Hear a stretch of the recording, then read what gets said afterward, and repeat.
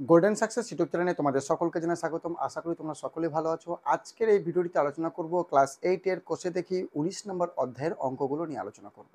এর আগের ভিডিওতে আমি আলোচনা করেছিলাম এই কোষে দেখি 19 নম্বর অধ্যায়ের 1 থেকে 9 দাগে পর্যন্ত অঙ্কগুলো। যদি তোমরা দেখে না থাকো অবশ্যই যাও, এখনই ডিসক্রিপশনে লিঙ্ক দেওয়া আছে, তোমরা দেখে নিও। চলো আজকের ভিডিওটি শুরু করি। তার আগে ছোট্ট একটা রিকোয়েস্ট, চ্যানেলে প্রথম হলে অবশ্যই পরবর্তী নতুন নতুন ভিডিও পাওয়ার জন্য চ্যানেলটি সাবস্ক্রাইব করে রাখবে। তো দেখো এখানে প্রথমে আজকে আলোচনা করব 10 দাগের অঙ্ক। তো আজকে আলোচনা করব 10 দাগ থেকে 14 দাগের অঙ্কগুলো নিয়ে আলোচনা করব। তো দেখো এখানে 10 দাগেরটা, একটি দণ্ডের 1/5 অংশ কাদায়, 3/5 অংশ জলে এবং অবশিষ্ট 5 মিটার জলের উপর আছে। দণ্ডটির দৈর্ঘ্য হিসাব করে লিখি। দেখো প্রথমে এই অঙ্কটা করার জন্য আমরা ধরে নেব যে ধরি দণ্ডটির দৈর্ঘ্য x মিটার।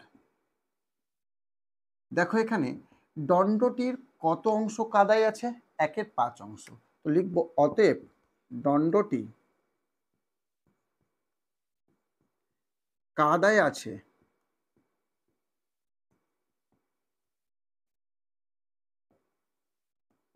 আছে কত? মোট দণ্ড ছিল x মিটার, কাদায় আছে কত অংশ? 1/5 অংশ, তার মানে এত মিটার। যদি গুণ করে দিই আমরা তাহলে কত হবে? x/5 metre. দেখো এবার আমরা বের করব এই দণ্ডটি জলে কতটা আছে দেখো, এবং দণ্ডটি জলে আছে।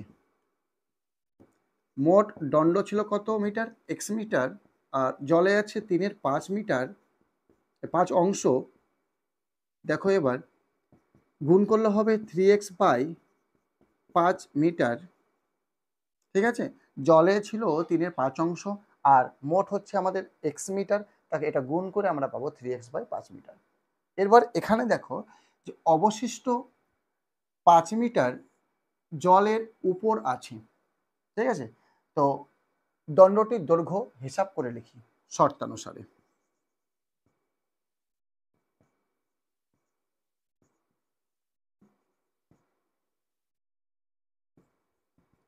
দেখো দণ্ডটি মোট কত অংশ ছিল, কত মিটার ছিল? x মিটার ছিল।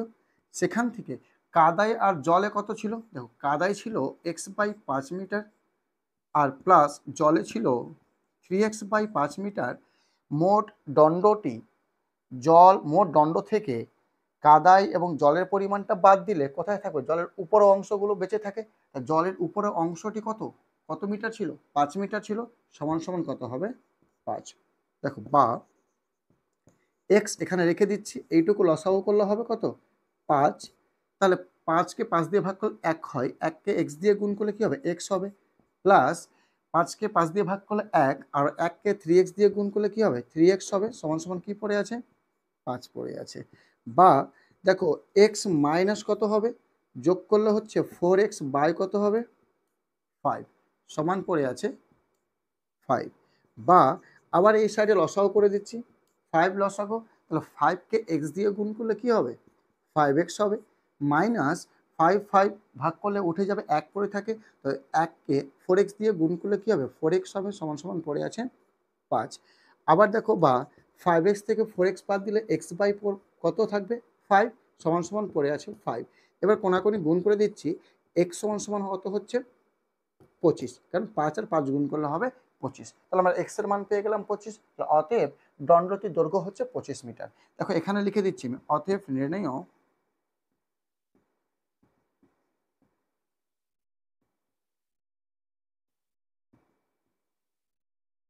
দৈর্ঘ্য 25 মিটার।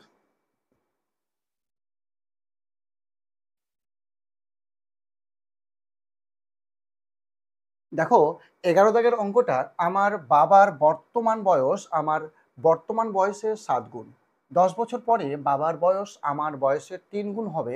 আমার ও বাবার বর্তমান বয়স লিখি। তো দেখো খুবই সহজ অঙ্ক। প্রথমে এখানে এই অঙ্কের ক্ষেত্রে আমরা ধরে নেব যে ধরি আমার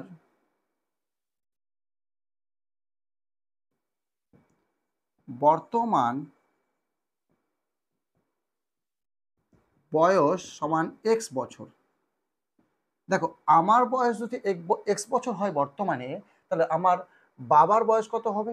আমার বয়স থেকে 7 গুণ। তাই কি করব, 7 দিয়ে গুণ করে দেব। অতএব আমার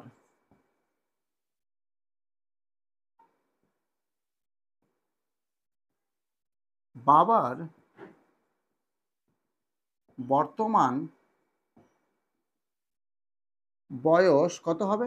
7x বছর। এবার দেখো বলছে 10 বছর পরে বাবার বয়স আমার বয়সের 3 গুণ। তাহলে আমরা এখানে কি করব, 10 বছর পরে, 10 বছর পরে আমার বয়স, তা 10 বছর পরে আমার বয়স কত হবে? 10 যোগ করতে হবে। আমার কত ছিল বয়স? এক্স, প্লাস কত করব? 10 বছর। এবং 10 বছর পরে আমার বাবার বয়স কত হবে? বাবার বয়স কত ছিল? 7x ছিল, প্লাস কত করতে হবে? 10 বছর। এবার একটু ভাষা বুঝবে এখানে, যে 10 বছর, এই লাইনটা একটু দেখো, 10 বছর পরে বাবার বয়স আমার বয়সের 3 গুণ। ঠিক আছে, তাহলে আমার যা বয়স হবে বাবার বয়স কত হবে? 3 গুণ হবে। তা দেখো শর্তানুসারে করছি এখানে।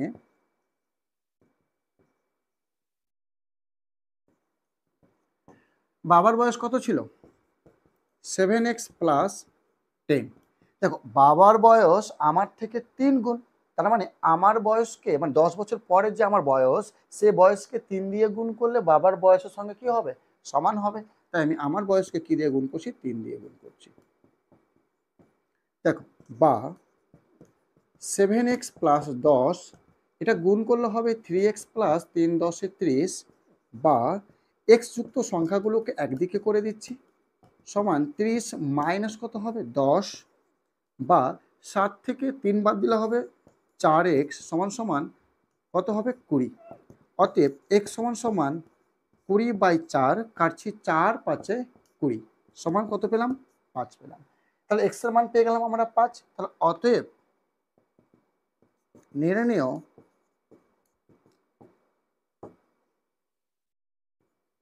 আমার বর্তমান বয়স কত হবে? 5 বছর। এবং আমার বাবার বর্তমান বয়স কত ছিল বলতো? 7x ছিল। তাই কি করব, 7x এর মানটা বসিয়ে দেবো 5 বছর, সমান কত হচ্ছে? 5×7=35 বছর। দেখো, আশা করি বুঝতে পেরেছো। দেখো এবার 12 দাগের অঙ্কটা, আমার মামা 1000 টাকার একটি চেক ব্যাংক থেকে ভাঙালেন। তিনি কয়েকটি 5 টাকার নোট ও কয়েকটি 10 টাকার নোট পেলেন। যদি মামা মোট 137টি নোট পেয়ে থাকেন, তাহলে কতগুলি 5 টাকার নোট পেলেন? ঠিক আছে, আশা করি অঙ্কটা বুঝতে পারছো তোমরা। দেখো এখানে কি বলতে চাইছে, মামা 1000 টাকা চেক ব্যাংকে ভাঙালেন, সেখান থেকে তিনি কিছু 5 টাকার নোট পেলেন, আবার কিছু 10 টাকার নোট পেলেন। যদি মামা মোট 137টি নোট পেয়ে থাকেন, তাহলে কতগুলি 5 টাকার নোট পেলেন দেখি। দেখো, প্রথমে এই অঙ্কটা আমরা ধরে নেব,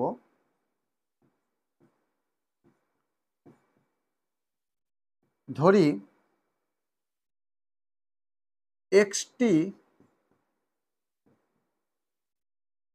5 টাকার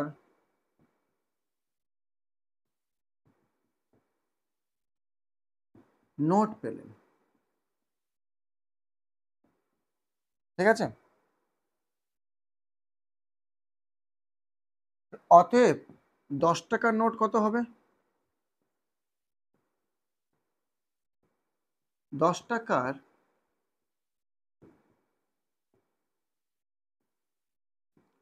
নোট পেলেন। মোট নোট ছিল 137টি, সেখান থেকে 5 টাকার নোট হচ্ছে এক্সটি, 10 টাকা নোট কত হবে? 137 মাইনাস এক্সটি। ঠিক আছে, এবার আমাদেরকে বলতে চাইছে যে মোট যে টাকাটা ছিল, কত টাকা ছিল? 1000 টাকা। সেটি নিয়ে একটা সমীকরণ গঠন করতে বলছে। তো দেখো সমীকরণ গঠন করছি শর্তানুসারে।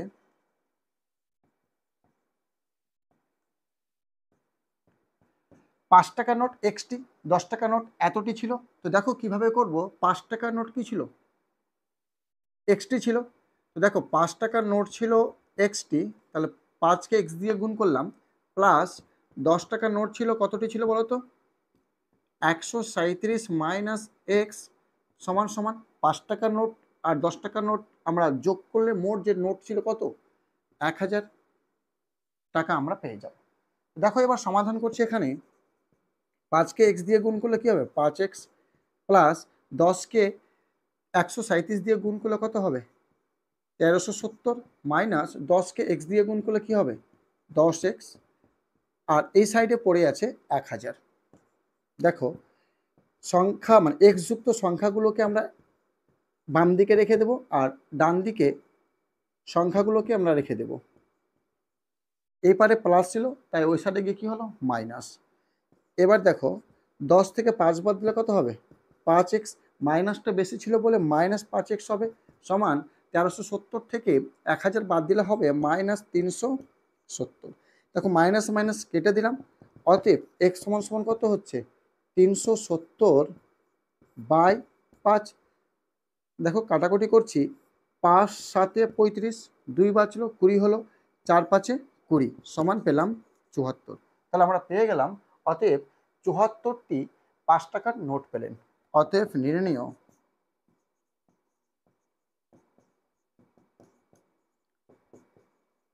74টি 5 টাকার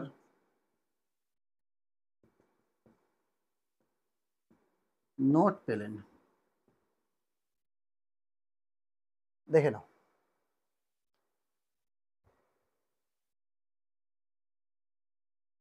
দেখো এবার অঙ্ক নম্বর 13। দেখো কি বলছে, আমাদের গ্রামের সালেম চাচা সরকারি চাকরি থেকে অবসর গ্রহণ করার পর তার সঞ্চয়ের 1/2 অংশ দিয়ে একটি বাড়ি কেনেন। হঠাৎ বিপদে পড়ে তিনি বাড়িটি বিক্রি করে কেনা দামে 5% বেশি পান।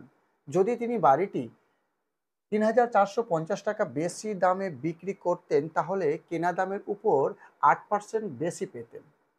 সালেম চাচা কত টাকায় বাড়িটি কিনেছিলেন এবং তার সঞ্চয় কত ছিল? দেখো এই অঙ্কটা করার জন্য প্রথমে আমরা ধরে নেব যে ধরি সালেম চাচার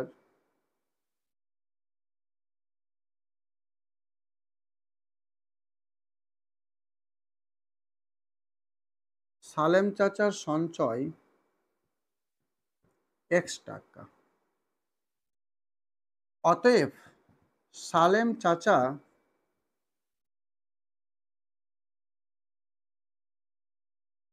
বাড়িটি কেনেন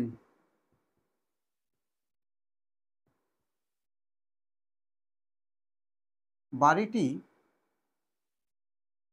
কিনেছিলেন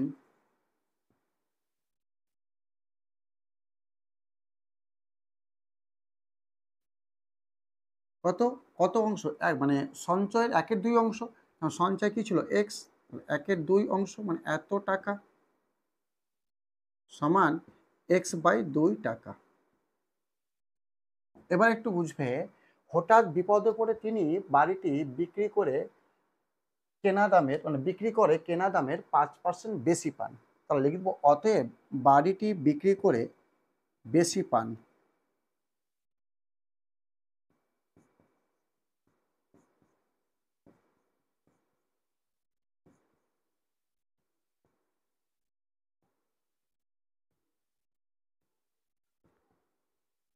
বেশি পান।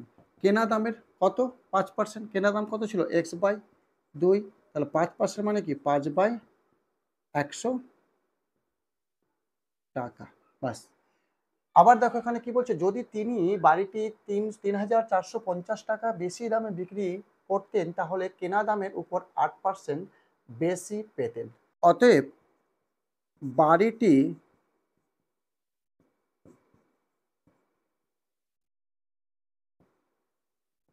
কেনা দামের কত পার্সেন্ট বের করবো আমরা? 8% সমান কত হবে? দেখো বাড়িটি কেনার মূল্য কত ছিল? x/2। কত পার্সেন্ট বলেছে? 8%, মানে 8 বাই কত হবে? 100 টাকা।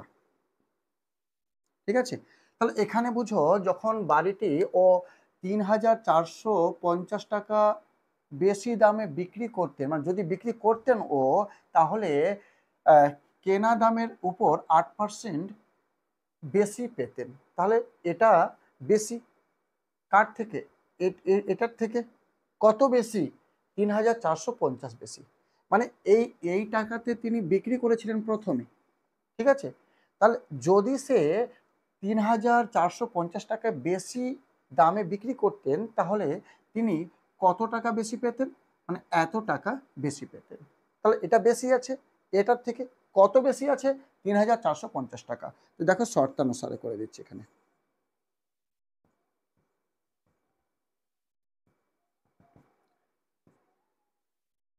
তাহলে এটা থেকে মানে x/2 গুণিত 8/100 বিয়োগ x/2 গুণিত 5/100, মানে এটা থেকে এটা বাদ দিলে কত পাবো আমরা? 3,450 টাকা পাবো। দেখো, বা এখানে কেটে দিচ্ছি, 4 দিয়ে কাটছে, তার মানে কি পড়ে আছে? 4x/100 বিয়োগ, এখানে কাটছে না, তাহলে রেখে দিচ্ছি 5x/200, 3,450। দেখো এখানে কাটাকুটি যাবে, তবুও আমি কাটলাম না, কারণ লসাগু করবো, সুবিধা হবে আমাদের, তার জন্য। তা লসাগু করলে কত হবে? দেখো এখানে লসাগু 100 আর 200 লসাগু হবে 200। তাহলে 200-কে 100 দিয়ে ভাগ করলে 2 পাবো, আবার 2-কে 4 দিয়ে গুণ করলে কি হবে? 8x হবে, মাইনাস 200-কে 200 দিয়ে ভাগ করলে 1, এবং 1-কে 5 দিয়ে গুণ করলে হবে 5x, সমান সমান 3,450। বা দেখো 8টা x থেকে 5টা x বাদ দিলে কি হবে? 3টা x বাই হবে 200, সমান 3,450 টাকা। বা এখানে 3x সমান সমান যদি কোনাকুনি গুণ করে দিই কী পাবো? 3,450 গুণন 200। অতএব x সমান সমান, দেখো এখানে কত হচ্ছে? 3,450 গুণিত 200 বাই কত হবে? 3। দেখো কাটাকুটি করছি আমি এখানে, যে 3 1-কে 3, আবার 3 1-কে 3, একবার ছিল 15 হলো, 3 5-এ 15, আবার 0 হলো। তাহলে গুণ করে দিচ্ছি এটাকে, গুণ করলে কত হবে? দেখো আমি এই 3টা শূন্যকে রেখে দিচ্ছি, আগে এটা গুণ করছি, 5 দুনা 10-এর 0, হাতে থাকে 1, 2 1-কে 2, আর হাতে 1 কত হবে? 3, আর এখানে দেখো আবার 2 1-কে কত হচ্ছে? 2 হচ্ছে, আর 0 ছিল 1 2 3, 1 2 3। তাহলে আমরা পেয়ে গেলাম x এর মান 2,30,000। ঠিক আছে, তো এক্সটা কি ধরেছিলাম? সালেম চাচার সঞ্চয় ধরেছিলাম x টাকা। দেখো লিখে দেবো এখানে, অতএব নির্ণেয়, প্রথমে দেখো ওরা কি চেয়েছে? সালেম চাচা কত টাকায় বাড়িটি কিনেছিলেন। তাহলে সালেম চাচা বাড়িটি কিনেছিলেন x/2 টাকায়, লিখে দেবো সালেম চাচা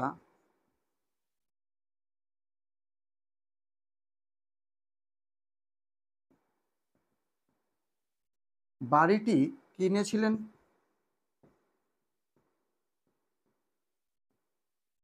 x/2। তাহলে x এর মান কত ছিল? 23 লিখে 4টা শূন্য বাই 2 টাকা। দেখো এখানে কাটাকাটি করছি, আমি এখানে লিখে দিচ্ছি 2 1-কে 2, আবার 2 1-কে 2, আর 5 দুনা হচ্ছে 10, আর 3টা শূন্য, সমান সমান পেয়ে যাব 11,50, 2টা শূন্য টাকা। এবং এবং তার সঞ্চয়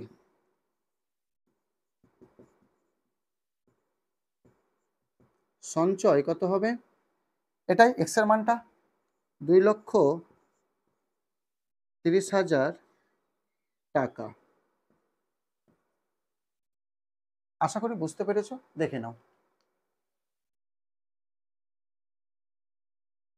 দেখো তারপরে 14 দাগের অঙ্কটা, গোপালপুর গ্রামের আশ্রয় শিবিরে আশ্রয় প্রার্থীদের জন্য 20 দিনের খাবার মজুদ ছিল।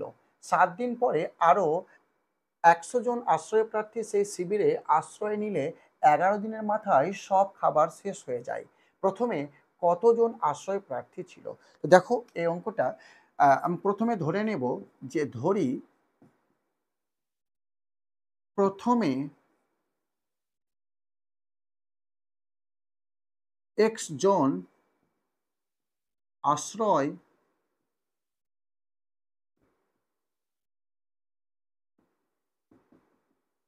প্রার্থী ছিল। তাহলে গণিতের ভাষায় সমস্যাটি হলো, এবার করে দেব।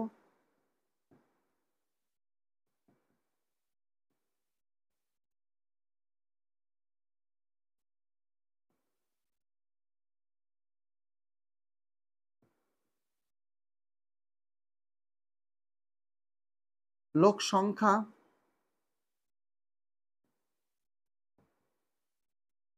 ব্র্যাকেটে জন সময় দিন। দেখো প্রথমে একজন আশ্রয় প্রার্থী ছিল, তাহলে এই একজন আশ্রয় প্রার্থী কি বলতে, দেখো 7 দিন পরে আরো 100 জন আশ্রয় প্রার্থী সেই শিবিরে আশ্রয় নিল। তাহলে দেখো একজন লোক সংখ্যা মানে একজন মোট তাদের খাবার খেত কতদিন, 20 দিন। 7 দিন পরে আরো 100 জন ঢুকেছে, তার মানে এই একজন লোক 20 মাইনাস 7 দিন সমান 13 দিন আরও তারা খাবার খেতেন। ঠিক আছে, মানে এই একজন লোক যদি এই 100 জন লোক নাও আসতো, পরে যদি না আসতো তবুও তারা এই 20 দিনের মধ্যে 7 দিন খাবার খেয়েছে, বাকি কদিন 13 দিন, তাহলে এই একজন লোকের 13 দিন খাবার চলতো। তো আবার এখানে 100 জন লোক চলে এসছে, তো কত ছিল প্রথমে 20 জন লোক ছিল না, 20 জন না, প্রথমে একজন লোক ছিল। তাহলে প্রথমে এক্স জন লোক ছিল, পরে করে কতজন ঢুকেছে, 100 জন। তার মানে এক্স প্লাস 100 জনের খাবার কতদিন চলবে। দেখো আমরা এখানে সমস্যা বের করব লোক সংখ্যা ও সময়। অতএব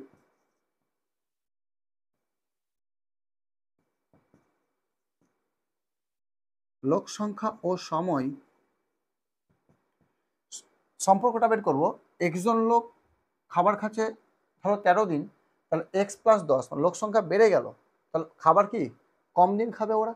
তার মানে কি হচ্ছে, সম্পর্কটা ব্যস্ত হচ্ছে। লোক সংখ্যা বাড়লে খাবার কম খাবে, মানে কম দিন খেতে পাবে, আর লোক সংখ্যা কমে গেলে খাবারটা বেশি দিন খেতে পাবে। তার জন্য কি এই লোক সংখ্যার সময়ের সম্পর্ক হবে ব্যস্ত।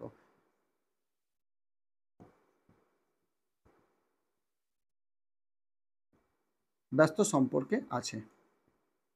তাহলে অতএব আমরা বের করে দেবো এখানে যে নির্ণেয় সময়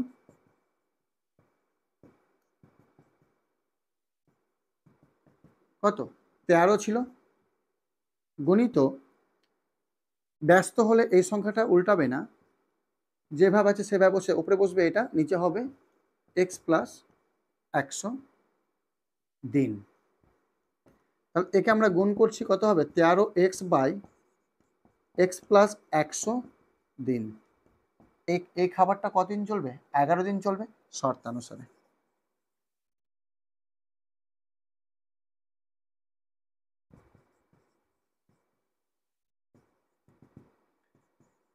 তেরো এক্স বাই এক্স প্লাস 100 সমান 11।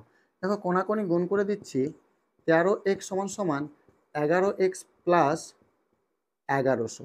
এক্স যুক্ত সংখ্যাগুলোকে একদিকে করে দিচ্ছি, সমান 1100।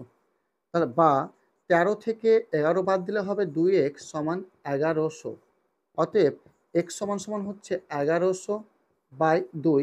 একে কাটাকাটি করলে আমরা পাবো 550, সমান পেলাম 550।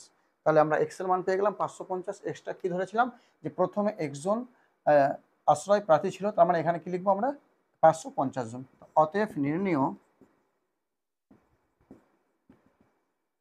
প্রথমে 550 জন আশ্রয়